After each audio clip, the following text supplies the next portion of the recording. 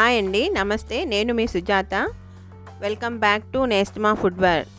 Friends, ఈరోజు వీడియోలో ఒక చుక్క నూనె లేకుండా, ఉప్పు లేకుండా ఎంతో ఆరోగ్యకరమైన వెజిటబుల్ పలావు ఎలా చేసుకోవాలో చూపిస్తాను. ఇందులో మనము వాటర్ కూడా వాడట్లేదు, ఓన్లీ జ్యూసెస్ పోసేసి ఎంత ఆరోగ్యకరంగా తయారు చేస్తున్నాను అనమాట. చూద్దామా మరి. ఫస్ట్ ఒక గిన్నెలో మనం 4 కప్పులు బియ్యం తీసుకున్నాను. ఈ కప్పుతో 4 కప్పులు బియ్యం తీసుకున్నాను. 4 కప్పులు బియ్యం పోసుకొని శుభ్రంగా కడిగి పక్కన పెట్టుకోవాలి. ఈ బిర్యానీ మన మంతెన సత్యనారాయణ రాజు గారు ఇలాగే చేస్తారు. నేను అక్కడ చూసి నేర్చుకున్నాను. ఒకసారి తిన్నాను, చాలా బాగుంది. ఇప్పుడు మనం ఈ 4 కప్పులు బియ్యం కడిగి చక్కగా పక్కన పెట్టేసుకుందాం. 2-3 సార్లు బాగా కడగండి. కడిగేసి నీళ్ళన్నీ వంపేసి పక్కన పెట్టేసుకున్నాం. ఇది బిర్యానీ సామాన్ అన్నమాట. చెక్క, లవంగం, మొగ్గ, స్టార్ పువ్వు, బిర్యానీ ఆకు అన్నీ రెడీగా పెట్టుకున్నాను. ఇప్పుడు మనం నూనె లేకుండా, నూనె బదులు ఇందులో 1 స్పూన్ మేగడ వేసుకున్నాను. ఇది పెరుగు మేగడ. 1 స్పూన్ మేగడ వేసి దాన్ని కొంచెం ఇలా ఒకసారి అంతా అలా కలిపేసుకొని ఇప్పుడు మనం ఆ బిర్యానీ సామాన్ అంతా ఇందులో వేసుకుంటున్నాం.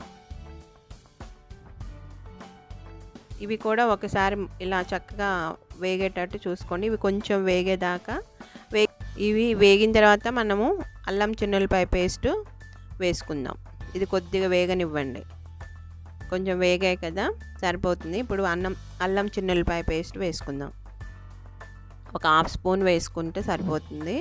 ఇంకా మీకు ఏమన్నా కొంచెం ఎక్కువ కావాలంటే వేసుకోండి. అది 1/2 స్పూను ఆ పేస్ట్ వేసి మళ్ళీ ఒకసారి కలపండి మొత్తం.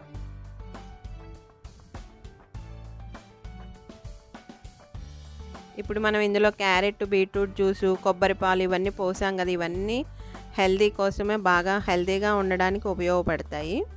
మన పాలకూర కూడా ఎందుకంటే మనం ఉప్పు లేని లోటు తీరుస్తుంది అనమాట.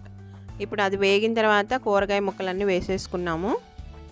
టమాటా, పచ్చిమిర్చి, క్యారెట్, బంగాళాదుంప, బఠానీ ఇవన్నీ ముక్కలు వేసుకున్నాను. నాకు బీన్స్, చిక్కుడుకాయలు దొరకలేదు, ఇంతవరకు వేసుకున్నాను. దొరికితే మీకు బీన్స్, చిక్కుడుకాయలు, క్యాప్సికమ్ ముక్కలు కూడా వేసుకోండి.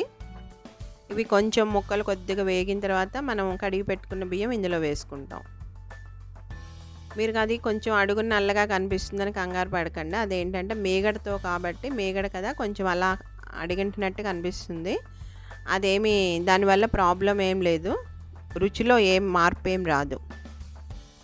ఇప్పుడు ముక్కలు బాగానే వేగాయి కదా, కొంచెం కూరగాయ ముక్కలు. ఇప్పుడు మనం రైస్ వేసుకుందాం. పక్కన కడిగేసి పక్కన పెట్టుకున్నాం కదా వాటర్ లేకుండా. ఇప్పుడు ఆ రైస్ వేసుకుందాం వాటర్ లేకుండా.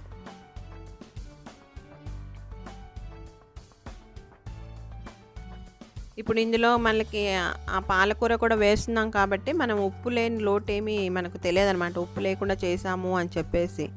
నేను ఫస్ట్ టైం తిన్నప్పుడు ఎలా ఉంటుంది అనుకున్నా, కానీ బాగుంది టేస్టీగా. మనకు ఉప్పు లేదని అంత ఏం అనిపించదు, ఆ పాలకూర అది వేసుకుంటాం కాబట్టి.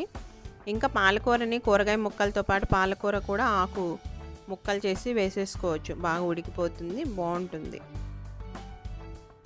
కొంచెం మనకి ఇంకేమన్నా తేడాగా అనిపించింది అనుకోండి, అంటే ఉప్పు లేక తినలేకపోతున్నారు అనుకుంటే కొంచెం నిమ్మచెక్క పిండుకోండి. మేము అలా ఉప్పు తక్కువే తింటాం కాబట్టి నాకేం అంత అనిపించలేదు. మా ఇంట్లో అందరూ బాగానే తినేసారు, బాగుందని. దీంట్లోకి పెరుగు, ఉల్లిపాయ రైతా చేసుకుంటే సరిపోతుంది. ఇంకా అందులో కూడా ఉప్పు వేసుకోవద్దు, ఉల్లిపాయ రైతాలో కూడా ఉప్పు వేయకండి. ఇప్పుడు ఎందుకంటే ఉప్పు, నూనె దీనివల్లే కదా మనకు హెల్త్ ప్రాబ్లమ్స్ ఎక్కువ వస్తున్నాయి. అందువల్ల ఉప్పు వీలైనంత వరకు తగ్గించామని డాక్టర్లు కూడా చెప్తున్నారు కదా. మనం కూడా వీలైనంత వరకు ఉప్పు లేకుండా ఎలా టేస్టీగా చేసుకోవాలో ఆలోచించి చేసుకోవడం బాగుంటుంది. నేను అప్పుడెప్పుడో తిన్నానండి ఒకసారి, హైదరాబాద్లో ఉన్నప్పుడు మంతెన గారి ఆశ్రమంలో. సరే ట్రై చేద్దాము, చాలా రోజులు అయింది కదా అని చెప్పి చేశాను. చాలా బాగా వచ్చింది. ఇంట్లో కూడా అందరికి బాగా నచ్చింది. ఇవి కొబ్బరి పాలండి.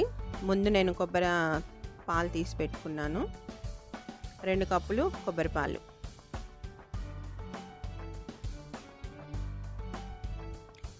ఇక 2 కప్పులేమో పాలకూర జ్యూసు. శుభ్రంగా పాలకూర కడిగేసి జ్యూస్ చేసి పట్టి వడపోసి పెట్టేసుకున్నాను. ఇప్పుడు 2 కొబ్బరి పాలు, 2 పాలకూర జ్యూస్ 4 కప్పులు అయినాయి కదా. ఇంకా 2 కప్పులు, 1 కప్ ఏమో బీట్రూట్ జ్యూస్, ఇంకొక కప్ ఏమో క్యారెట్ జ్యూస్. ఇంకా మనం వాటర్ పోయము. మొత్తం 6 గ్లాసులు ఈ జ్యూసులన్నీ పోసేసాం అనమాట. ఇప్పుడు 4 కప్పులు బియ్యం తీసుకున్నాం కదా, కప్పుకి కప్పున్నర వాటర్ లెక్కన పోసాం అనమాట. వాటర్ బదులు జ్యూస్ పోసాం. 4 కప్పులు బియ్యానికి 6 కప్పులు జ్యూసెస్ పోసాం. మనం వాటర్ తీసుకున్న 6 కప్పులే తీసుకుంటాము, ఎందుకంటే 8 కప్పులు తీసుకుంటే మెత్తగా అవుతుంది బిర్యానీ. అందుకని మనం, ఎందుకంటే కూరగాయల్లో కూడా కొంచెం వాటర్ ఉంటుంది కదా, అందువల్ల మనకు ఆ 8 కప్పులు వాటర్ పట్టవు. 6 కప్పులు వాటర్ పోసుకుంటే చక్కగా పొడి పొడిలాడుతూ వస్తుంది బిర్యానీ. అందుకని మనం 8 కప్పులు బియ్యానికి 6 కప్పులు జ్యూస్ తీసుకున్నాం అనమాట. మనం ఈ కొబ్బరి పాలు ఏంటంటే అన్నం ఉడికేసరికి అందులో ఉన్న కొబ్బరిలో ఉన్న ఆయిల్ అంతా దాంట్లో కూడా రైస్లోకి వచ్చేస్తుంది అనమాట. అందుకని మనకు ఆయిల్ లేకుండా బిర్యానీ చేసుకున్నామనే ఫీలింగ్ రాదనమాట. ప్లస్ టేస్టీగా ఉంటుంది. కొబ్బరి పాలు కదా, చాలా టేస్ట్గా కూడా ఉంటుంది. కొంచెం అంటే ఉప్పు లేదు కాబట్టి కొంచెం అనిపిస్తుంది. కొంచెం అలవాటు పడితే చాలా బాగుంటుంది టేస్ట్. ఫస్ట్లో మీకు కొంచెం అలవాటు అయ్యేదాకా కొంచెం నిమ్మ చెక్క పిండుకొని తినండి, అంతేకాని ఉప్పు కలుపుకోకండి. చాలా బాగుంటుంది టేస్ట్. అలా తింటూ ఉంటే మీరు వెయిట్ లాస్ అవ్వడానికి తొందరగా వెయిట్ లాస్ అవుతారు. మోకాళ్ళ నొప్పులు రాకుండా కూడా ఉంటుంది. మోకాళ్ళ నొప్పులు ఉన్నవాళ్ళు కూడా ఇలా తింటే ఉప్పు లేకుండా మీకు గుజ్జు, అది మోకాళ్ళలో గుజ్జు పట్టి తొందరగా నొప్పులు రాకుండా, నొప్పులు కూడా తగ్గుతాయి. ఉన్న నొప్పులు ఎంత ఉప్పు తక్కువ తింటే అంత మంచిది. కాబట్టి ఇలా ట్రై చేసి చూడండి ఒకసారి. మీరు చూసి మీకు ఎలా అనిపించిందో నాకు కామెంట్ బాక్స్లో కామెంట్ పెట్టండి. చూసారా ఎంత కలర్ఫుల్గా తయారైందో బిర్యానీ. చక్కగా పొడి పొడిలాడుతూ చక్కగా ఒక విజిల్ వస్తే చాలండి, బాగా ఉడికిపోయింది. స్టీల్ కుక్కర్ కాబట్టి ఒక విజిల్తో ఉడికిపోతుంది. చక్కగా కూరగాయ ముక్కలు అన్నీ ఉడికిపోయాయి అన్నమాట. చక్కగా చూడండి ఎంత పొడి పొడిలాడుతూ చాలా బాగా వచ్చింది కదా. ఫ్రెండ్స్, మీకు ఈ వీడియో నచ్చితే లైక్ చేయండి, షేర్ చేయండి, సబ్స్క్రైబ్ చేయండి. ఇంకో మంచి వీడియోతో మళ్ళీ మీ ముందుకు వస్తాను.